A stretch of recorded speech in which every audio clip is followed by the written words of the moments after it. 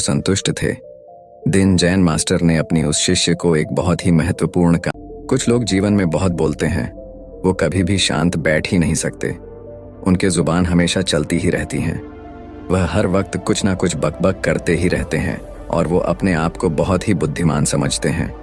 लेकिन जो सच में बुद्धिमान होते हैं वो शांत रहते हैं। वो हमेशा सोचते हैं कि उन्हें कम से कम बोलना पड़े, लेकिन बेवकूफ़ इंसान बहुत बोलता है। वह कभी शांत नहीं रहता। वो अंदर से इतने चंचल होता है कि ना चाहते हुए भी वो हमेशा कुछ ना कुछ बोलते ही रहता है। ज़्यादा बोलने की बीमारी अक्सर इंसान को मुसीबत में डाल देती है और कभी कभी तो ज़्यादा बोलने से हम खुद को ही दुखी कर लेते हैं। इसीलिए हमें शांत रहने की आदत डालनी चाहिए।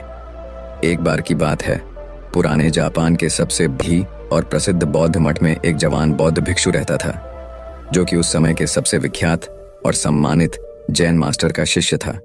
वो बौद्ध मठ में जैन मास्टर की सेवा करता और उनसे जैन की शिक्षाएं लेता था। वो उनका अभ्यास करता। वह नौजवान बौद्ध भिक्षु बहुत ही होशियार, मेहनती और अपने कार्यों के प्रति ईमानदार था। वह जैन मास्टर के द्वारा दी गई हर एक शिक्षा का पूरे लगन के साथ अभ्यास करता और पूरी ईमानदारी के साथ उनका पालन भी करता था। वह कभी भी अपने गुरु को शिकायत का कोई अवसर नहीं देता था। इसीलिए जैन मास्टर भी उससे बहुत खुश और संतुष्ट थे। दिन जैन मास्टर ने अपनी उस शिष्य को एक बहुत ही महत्वपूर्ण काम देने का निर्णय किया। उन्होंने उसे अपने पास बुलाया और उसके हाथों में एक पत्र देते हुए कहा, तुम्हें इस पत्र को जितना जल्दी हो सके क्योटो शहर में रह रही इसके असली मालिक तक पहुंचाना है। लेकिन याद रहे, किसी भी हालत में यह पत्र तुमसे खोना नहीं चाहिए और ना ही किसी दूसरे व्यक्ति के हाथ लगना चाहिए।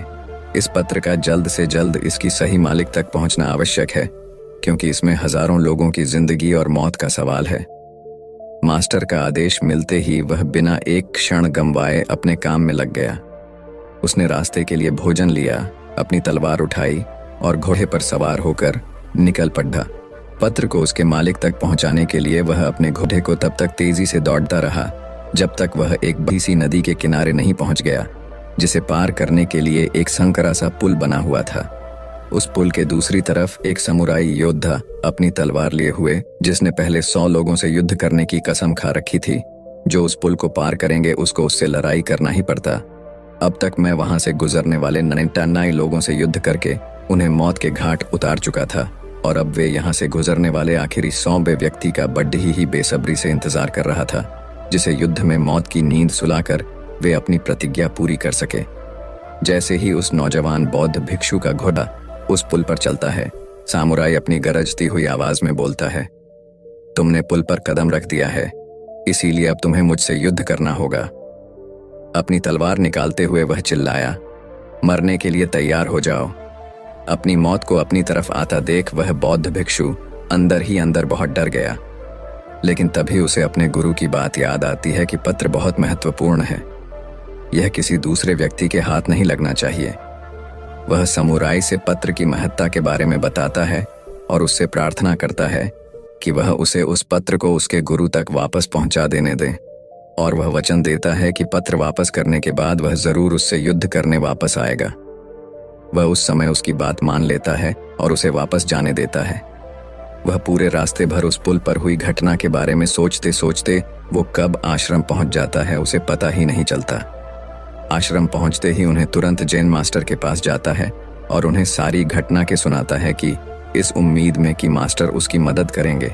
लेकिन पूरी बात सुनने के बाद मास्टर सिर्फ इतना ही कहते हैं कि मेरे पास ऐसा कोई तरीका नहीं जिससे तुम एक समुराई योद्धा को तलवारबाजी में हरा सको।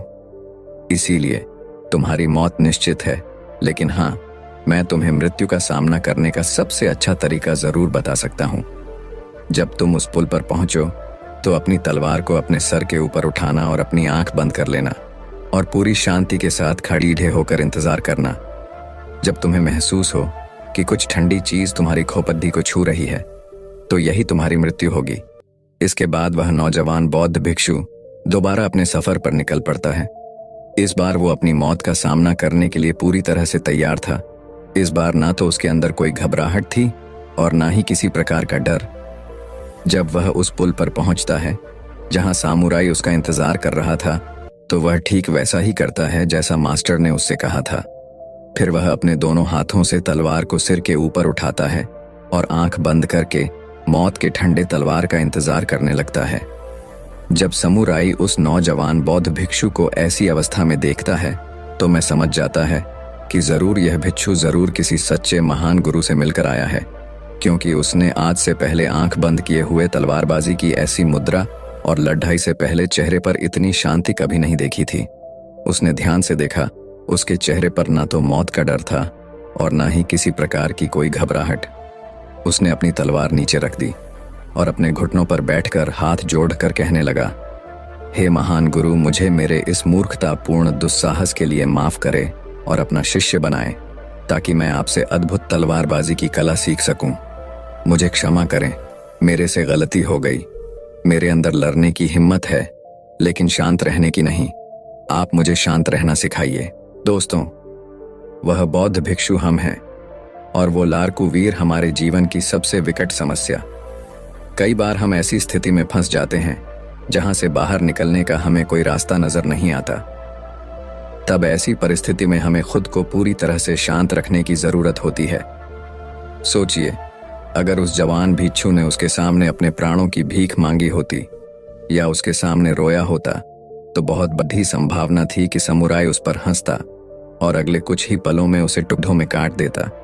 या फिर अगर उस भिक्षु ने डर कर घबराहट और जल्दबाजी में सामुराई पर हमला कर दिया होता, तब भी उसकी हार निश्चित थी।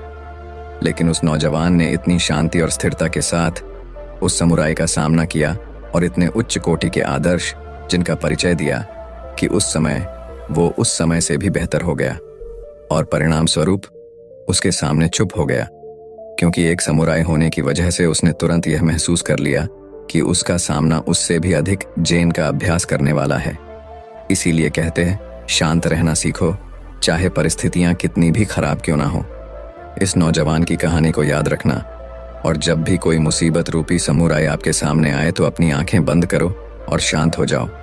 बाकी अगर ये कहानी आपको अच्छी लगी हो तो इस वीडियो को लाइक करें।